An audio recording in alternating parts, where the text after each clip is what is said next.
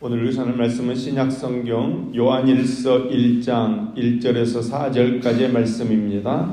신약성경 387쪽입니다.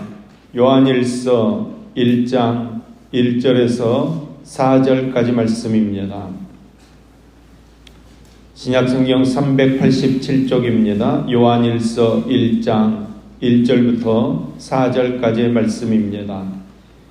요한일서 1장 1절부터 4절까지 말씀을 우리 같이 한 목소리로 읽겠습니다. 태초부터 있는 생명의 말씀에 관하여는 우리가 들은 바요, 눈으로 본 바요, 자세히 보고 우리의 손으로 만진 바라. 이 생명이 나타나신 바 된지라. 이 영원한 생명을 우리가 보았고 증언하여 너희에게 전하노니 이는 아버지와 함께 계시다가 우리에게 나타나신 바 된 이시라. 우리가 보고 들은 바를 너희에게도 전함은 너희로 우리와 사귐이 있게 하려 함이니 우리의 사귐은 아버지와 그의 아들 예수 그리스도와 더불어 누림이라. 우리가 이것을 쓰면 우리의 기쁨이 충만하게 하려 함이라. 아멘, 아멘. 예수님의 사랑하는 제자 사도 요한이 기록한 책은 5권입니다. 그리스도의 생애를 영적인 관점에서 풀어준 요한복음과 교회들이 경계해야 할 것에 대한 권면의 말씀인 요한일서, 2서, 3서, 그리고 마지막 때의 신비로운 모습을 아주 사진처럼 보여주는 요한계시록입니다. 그 중에 요한일서, 2서, 3서는 공동서신이라고 합니다. 특정 교회나 특정 개인에게 보내는 것이 아니라 전체 교회를 위한 내용이기에 공동서신이라고 이야기합니다. 우리가 서신서 그러면 바울 서신서를 떠올리게 되는데 요한의 서신서들은 바울 서신과 더불어서 신약에서 쌍벽을 이루고 있습니다. 바울 서신이 이 그리스도교의 진리의 골격이라면 요한 서신은 거기에 붙은 살이라고 표현할 수 있습니다. 이 요한이 말씀을 기록한 당시 교회는 매우 어려운 형편이었습니다. 교회는 외부적으로 정치와 권력 또 이방 문화들이 교회를 공격해오고 또 내부적으로는 잘못된 영지주의와 각종 이단 교리로 교회가 어려움을 겪고 있었습니다. 이런 상황 가운데서 요한은 교회들을 위해 서신서를 쓰게 되는데 서신서를 쓰게 된 이유를 3가지로 밝히고 있습니다. 1장 4절 말씀입니다. 우리가 이것을 쓰면 우리의 기쁨이 충만하게 하려 함이니라. 또 2장 1절 말씀입니다. 나의 자녀들아 내가 이것을 너희에게 쓰면 너희로 죄를 범하지 않게 하려 함이라. 만일 누가 죄를 범하여도 아버지 앞에서 우리에게 대언자가 있으니 곧 의로우신 예수 그리스도시라. 아멘. 또 5장 13절 말씀입니다. 내가 하나님의 아들의 이름을 믿는 너희에게 이것을 쓰는 것은 너희로 하여금 너희에게 영생이 있음을 알게 하려 함이라. 아멘. 즉 우리의 기쁨을 충만하게 하기 위하여 또 죄로부터 자유로워지기 위해서 또 구원의 확신을 굳게 하려는 이 3가지 의도를 가지고 이 서신서를 쓰고 있다고 요한이 밝히고 있습니다. 오늘 우리가 같이 읽은 요한일서 1장 1절에서 4절까지 말씀은 이 요한일서의 서론입니다. 서론에서 사도 요한은 예수 그리스도를 소개하고 있습니다. 사도 요한은 생명의 말씀이신 예수 그리스도를 소개하면서 그분 안에서 교제의 기쁨을 누리는 것이 얼마나 좋은지를 가르치고 있습니다. 첫 번째로 오직 예수 그리스도 안에만 생명이 있다는 것을 가르치고 있습니다. 1절 말씀입니다. 태초부터 있는 생명의 말씀에 관하여는 우리가 들은 바요, 눈으로 본 바요, 자세히 보고 우리 손으로 만진 바라. 아멘. 이제 예루살렘의 복음이 전파되기 시작한 이후로 60여 년이 지났습니다. 이 사도 요한을 빼놓고 다른 사도들은 이미 세상을 떠났습니다. 처음 복음을 받아들여 하나님의 나라를 전파했는데 이제 아름다운 발자취를 남겨놓고 1세대들은 이제 거의 떠나고 이제 2세대, 3세대가 교회의 주류를 형성하고 있습니다. 그들은 자기 부모들이 예수님을 믿으면서 느꼈던 그 진리를 발견하는 감동과 뜨거운 체험이 점차로 식어가고 있습니다. 직접 듣기만 하고 신앙에 그 체험이 없는 것입니다. 뜨거움이 없는 것입니다. 신앙이 습관화되었고 타성적인 행사로 바뀌어졌습니다. 영의 소욕보다 육신의 소욕에 더 강하게 끌리는 유혹을 받고 있습니다.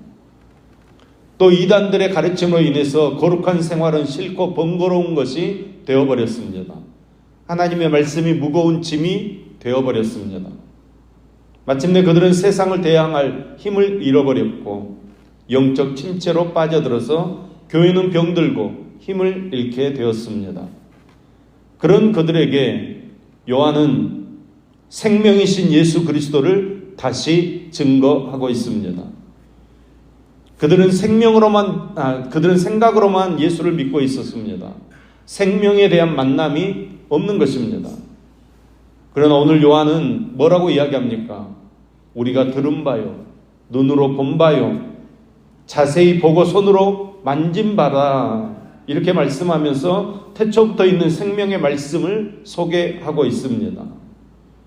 잘못된 사상과 신학에 빠져서 처음 사랑을 잃어버린 세대는 여러분 생명의 말씀으로만 살아날 수 있습니다. 따라서 태초에 있는 말씀이 어떻게 그것이 생명이 되는지 우리가 관심을 가져야 하는 것입니다. 요한은 우리라는 표현을 통해서 자신만 예수님을 직접 목격한 것이 아니라 다른 제자들도 함께 눈으로 보고 손으로 만진 바 되었다고 고백하고 있습니다. 사도 요한에게는 예수님께서 환상으로 오셨다거나 아니면 하나님의 영이 일시적으로 임해서 예수가 기름 부음 받은 그리스도가 되었다는 이 이단들의 주장은 절대로 용납할 수 없는 주장들이었습니다. 예수 그리스도는 태어나실 때부터 성령으로 잉태하셨고 신성과 인성을 가지신 하나님이셨습니다. 그분은 우리의 죄를 대신해서 십자가에서 대신 죽으신 하나님의 아들이십니다. 사도 요한은 자신뿐만 아니라 다른 제자들과 함께 우리가 직접 예수님을 만났다, 이것을 강조하면서 예수님께서는 육체로 오신 하나님이심을 분명히 이야기하고 있는 것입니다. 또 두 번째로 예수 그리스도는 생명의 말씀입니다. 2절 말씀입니다. 이 생명이 나타나신 바 된지라 이 영원한 생명을 우리가 보았고 증언하여 너희에게 전하노니 이는 아버지와 함께 계시다가 우리에게 나타나신 바 된 이시니라. 아멘. 여러분, 예수 그리스도는 생명의 말씀입니다. 예수님께서 생명의 말씀인 이유는 예수님께서만이 우리에게 생명을 주시기 때문입니다. 나사로가 죽은 이후에 예수님께서 나사로를 살리셨습니다. 그리고 뭐라고 말씀하셨습니까? 나는 부활이요 생명이니 나를 믿는 자는 죽어도 살겠고 무릇 살아서 나를 믿는 자는 영원히 죽지 아니하리니 이것을 내가 믿느냐. 예수님 분명히 말씀하셨습니다. 오직 예수님만이 우리를 죄에서 구원하시며 영원한 생명을 주시는 생명의 말씀입니다. 이 생명의 말씀인 예수님께서 우리에게 나타나신 바 되었다는 것입니다. 태초부터 있었던 그 생명의 말씀이요, 그 생명은 그냥 생명이 아니라 영원한 생명입니다. 이 영원한 생명은 아버지와 함께 계시다가 우리에게 나타나신 바 되었다는 것입니다. 3절 말씀입니다. 우리가 보고 들은 바를 너희에게도 전함은 너희로 우리와 사귐이 있게 하려 함이니 우리의 사귐은 아버지와 그의 아들 예수 그리스도와 더불어 누림이라. 아멘. 예수 그리스도께서 말씀이 육신이 되어 우리 가운데 오신 분이시라는 것입니다. 아버지의 독생자의 영광이며 은혜와 진리가 충만함을 우리가 믿어야 한다는 것입니다. 이것이 바로 사도들이 전한 복음이고 이 말씀을 듣고 따를 때 하나님과 사귐이 있게 되는 것입니다.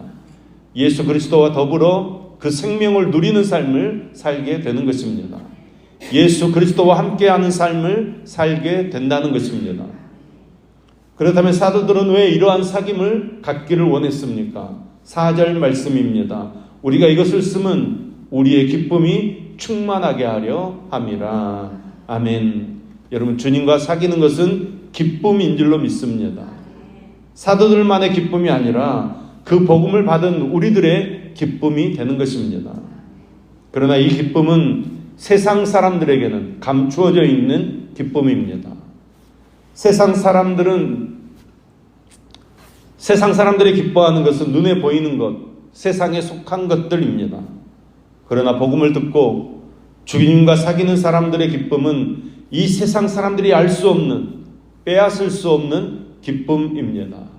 저와 여러분이 그 기쁨을 누릴 수 있기를 소망합니다. 예수님과 함께하는 기쁨을 누리는 저와 여러분 되기를 소망합니다. 예수님께서는 십자가에서 죽으심으로 영원한 생명을 우리에게 베풀어 주셨습니다. 생명을 함께 나누는 사이는 영적인 교제가 이루어집니다. 그러기에 예수님과 계속해서 사귐을 갖게 되는 것입니다.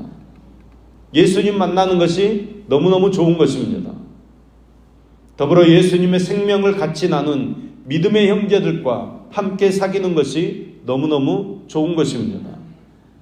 만일 우리가 예수님과 사귀지 못한다면, 성도들과 사귀지 못한다면 영적으로 문제가 있는 것입니다.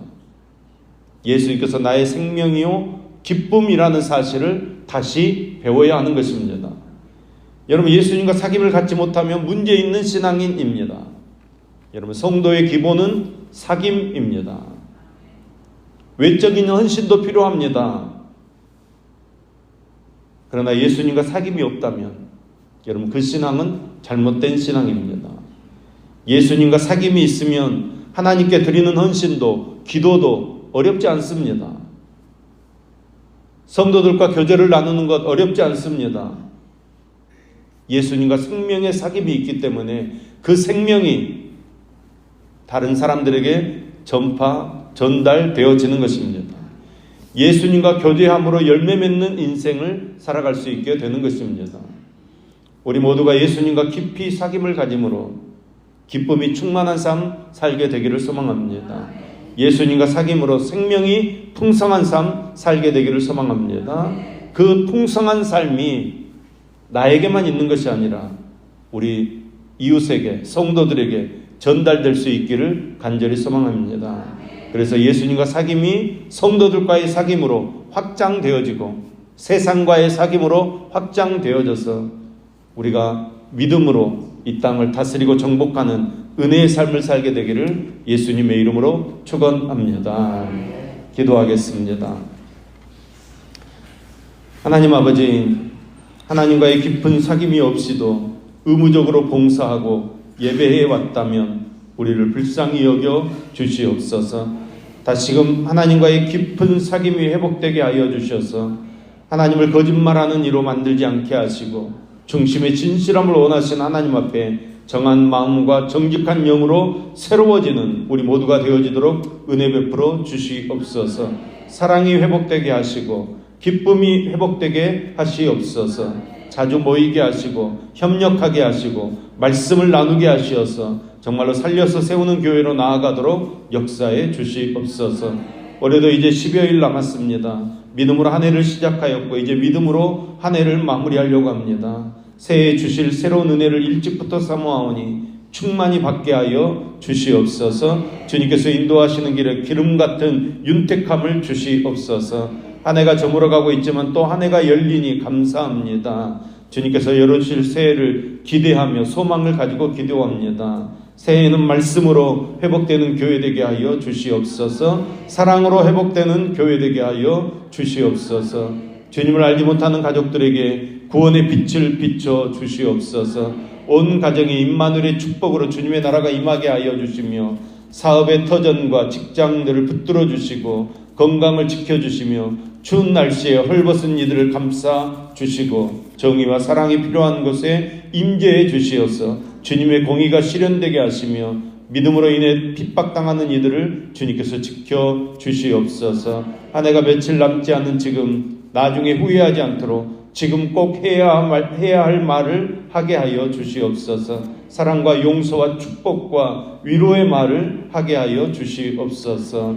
이 아침에도 1천만 연금 드리는 임지영 청년, 임상훈 청년의 손길을 흠양하시며 이 예물을 기뻐 받아주시고 연락하여 주시옵소서. 복의 통로가 되게 하시며 삶의 지경이 넓어지도록 은혜 베풀어 주시옵소서. 오늘도 우리가 주님께 찬양 올려드리며 하루를 시작합니다. 삶의 순간순간 하나님을 찬양하며 기뻐하며 감사하며 살게 하시며 하나님의 뜻을 이루는 능력의 삶을 살도록 성령으로 함께하여 주시옵소서. 우리를 붙들어 주시는 예수님의 이름으로 기도합니다. 아멘.